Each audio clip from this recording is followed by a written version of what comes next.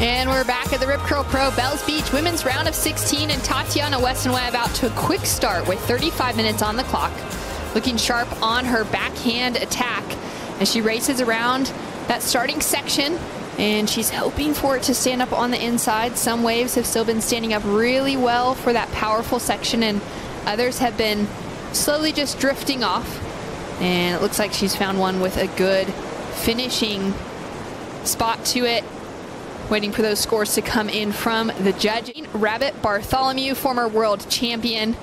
And it's going to be so exciting to call action like this with you today, Rabbit. It sure is, Shannon. Good morning. And it's barely morning. It's still, I think, 10 minutes to go before it's lunchtime. But Tatiana gets away to an early start. A small wave, but she would have been keenly watching those first two heats and realising there wasn't a lot on offer and getting off to an early start. She does like to do this, and her backhand so strong yesterday at Winky Pop. Either wanting to stay right next to someone for that pressure or trying to get away from them. As we see Tati taking a look at this one. She opened up with a 5.33. Nice opening turn, connects through with a second, and she's looking comfortable on that backhand attack. She's going to stick with this as it comes through to the inside, through that soft section, but she's going to keep that momentum moving forward, try and find that flow, and connect on a similar finish to her opening ride, Rabbit. Yeah, I would say it's a stronger ride than her opening wave, and I think that one of the reasons why she may have kept busy on that was that she got a pretty decent score on that opener, a 5.33 and a very, a small to medium wave. That was a slightly bigger wave. It offered her some more scoring opportunity along the way. She finished it a bit stronger. That's so true. As we take another look at this one, break it down, your thoughts that it may go higher in the scoreline? I feel it does. I just feel she looked a little crisper here. She's hitting the lip. She comes around this section here. The timing's really good. That's a tricky thing on the back end, the collapsing Bell's bowl. And, you're kind of nearly always looking over your shoulder. And she just finishes with a little flourish there at the end. At Winky Pop, they both made it through as the top two surfers in their heat. Tatiana walked away with an 8.17 as her high score. Bronte had a 7.5, so they both found some great rhythm and some solid backup scores. As we see Bronte now eyeing up the section, going really powerful, quick snap on her backhand, squaring up and hitting the lip for the second. A big wrap to keep herself in that power pocket. And setting it up now for the inside. A little bit sleepy as it starts to stand up now for a nice finish for Macaulay. And she got that first score coming through the board, Rabbit. She did some good work through the bowl. Bronte did really well here. She had to really paddle onto this wave, and she did well to get around that first section. And she lines up beautifully here. This is her patented backhand snap under the lip, and she just sort of goes over the top of that lip. But she handled it pretty well because that thing tried to sort of buck her off, and the finish there wasn't so crisp, but she kind of needed to get it in. It'll be interesting to see where they go with this because it's a bigger wave, Shannon. Yeah, what are your thoughts on that as far as wave height versus something that maybe is more critical that hugs the rocks? Well, it's going to be, the sections that are giving you some steep sections. The bigger waves do, steepen up on the bowl, and that one certainly did. Her front foot completely came off the board there, so she had to manage that pretty well. I mean, perhaps she didn't hit it exactly with the timing, and that is the trick on the backhand as well. We'll see how she manages it. Takes that steep drop, really bumpy in the whitewash.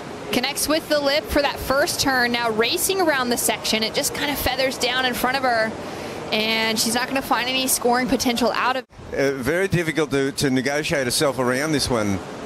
As we take another look at it here, really challenging to just keep her balance. Bronte Macaulay, there we go, up and riding on her backhand. Beautiful bottom to top turn combination for the West Australian.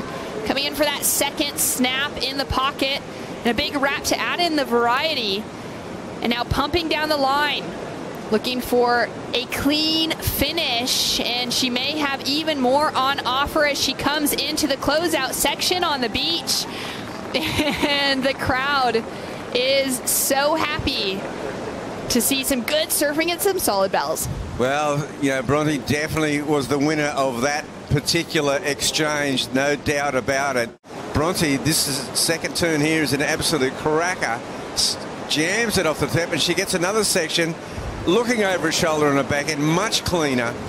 Good work on the outside bowl there, and this wave's carrying a fair bit of body through. That's a soft turn there. You think it's done?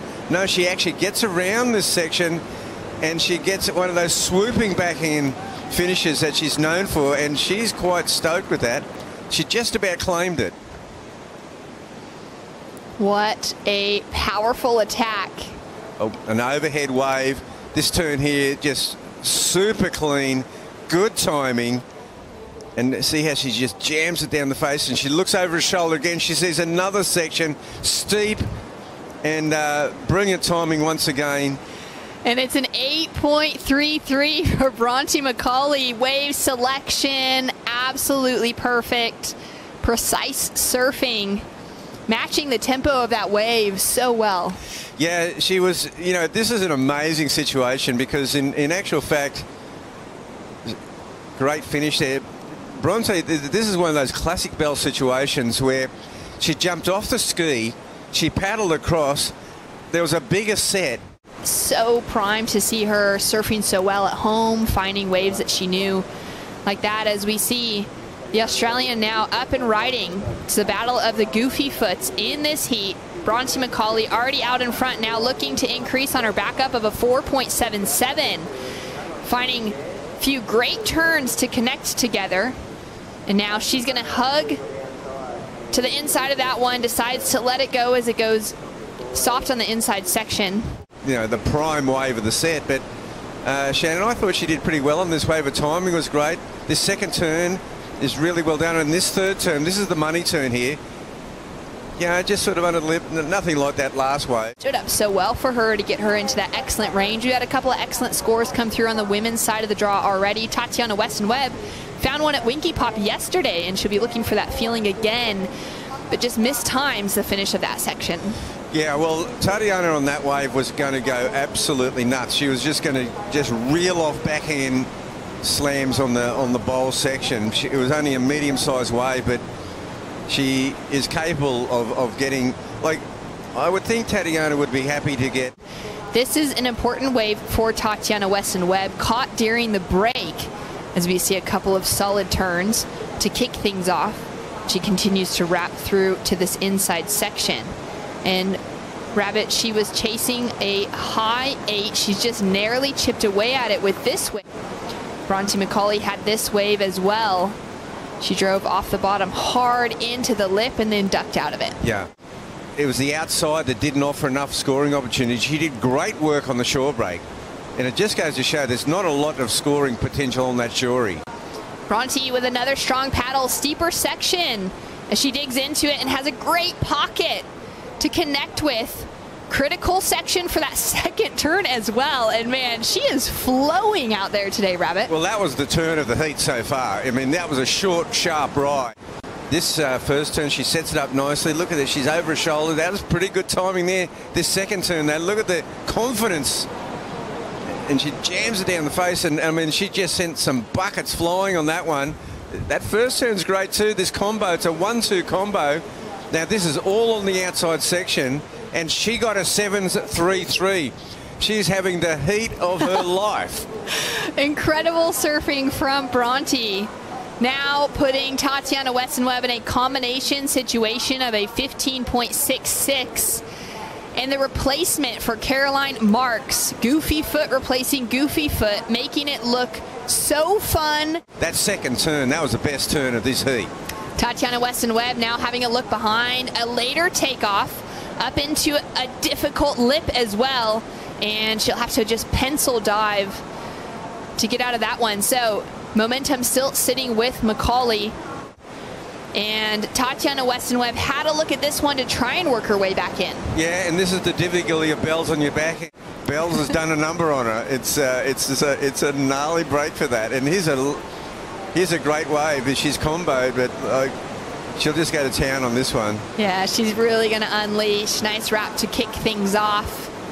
Going a little more vertical and really just engaging that tail on the second turn, into the lip on the third. She'll come through to the inside, have a chat with her coach, Ross Williams. She comes into the sand. But then for Bronte Macaulay, that was, as you said earlier, the heat of a lifetime. An 8.33 and a 7.33 locks Bronte into the quarterfinals for her first time here at Bells Beach.